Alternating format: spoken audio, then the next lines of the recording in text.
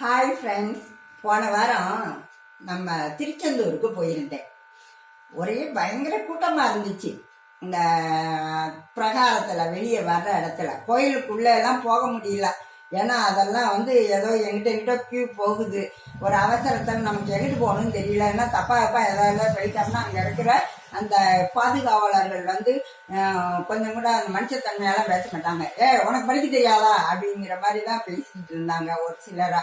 இதை பார்த்து பயந்து போய் இது எதுக்கு ரொம்ப அங்கெல்லாம் போக வேணாம்னு சொல்லிட்டு சும்மா அந்த கடை வீதிகளில் அப்படியே நடந்து போய் பார்த்துட்டு இருக்கும்போது பார்த்தீங்கன்னா நல்ல வயசான ஒரு தாத்தா அளவுக்கு இருந்த ஒரு ஆள் போயிட்டு இருந்தவர். அவருடைய சில செயல்கள் ஒரு சின்ன சந்தேகத்தை கொடுத்துச்சு. அதனால கொஞ்சம் உத்து கவனிச்சு பார்த்துக்கிட்டு இருந்தோம். பார்த்தா நேர போனாரு. ஒரு சின்ன பாப்பா நடந்து போயிட்டு இருந்துச்சு. அது கிட்டத்துல போனோன்னா கையை என்னமோ அப்படி இப்படின்னு வெவ்வேறு பொசிஷன்ஸ்ல என்னமோ பண்ணாரு. திடீர்னு பார்த்தா அந்த பாப்பாவை டக்குன்னு அவர் தட்டிட்டு போயிட்டாரு. ஆனா அவங்க அம்மா என்னன்னா, யாரோ வாட்சை பிக் பாக்கெட் அடிக்கிறதுக்கு வந்திருக்காங்கடி, வாட்சை ஒழுங்கா பாத்துக்கணும்னு வாட்சை பாக்குறாங்க. ஒரே தமாசா இருந்துச்சு.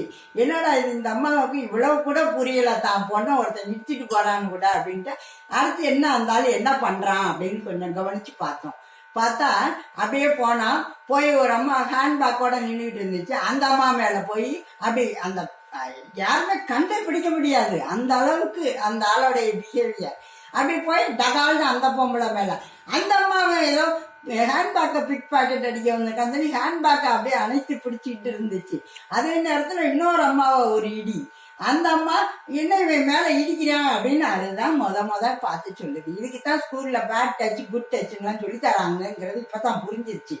ஆனா பெரியவங்களா இருந்தாலும் சிறியவர்களா இருந்தாலும் அதை புரிஞ்சுக்கிடவே இல்லை. எல்லாரும் பிக் பாக்கெட் அடிக்கிறவன் மட்டும்தான் அந்த ஆளை நினைச்சாங்க.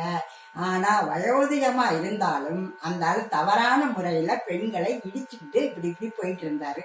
அதனால கூட்டத்துல போகும்போது நீங்க உங்களுடைய உடைமைகளை மட்டும் இல்ல உங்க உடலையும் பார்த்து கொள்ள வேண்டும். இல்லைன்னா டக்குன்னு இப்படி போகும்போது இடிச்சுட்டு போயிடுவாங்கல்ல. ஆனா இப்படிப்பட்ட ஆளுகளை பார்த்து பயந்து ஒதுங்கிதான் போனாங்க. இந்த 3-4 இதை நாங்க பார்த்தப்ப நாங்க அரட்டலாமான்னு நீங்க கேட்கலாம். நாங்க அரட்ட முடியாது, நாங்க என்ன காவல்துறையை சேர்ந்தவங்களா இன்னொன்னு அவன் கேட்கறதுக்கு.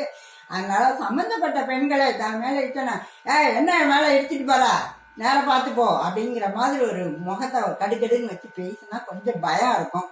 கொஞ்சம் கவனிச்சு பெண்கள்லாம் நடந்துக்கிடணும் அப்படிங்கிறது என்னுடைய விருப்பம்.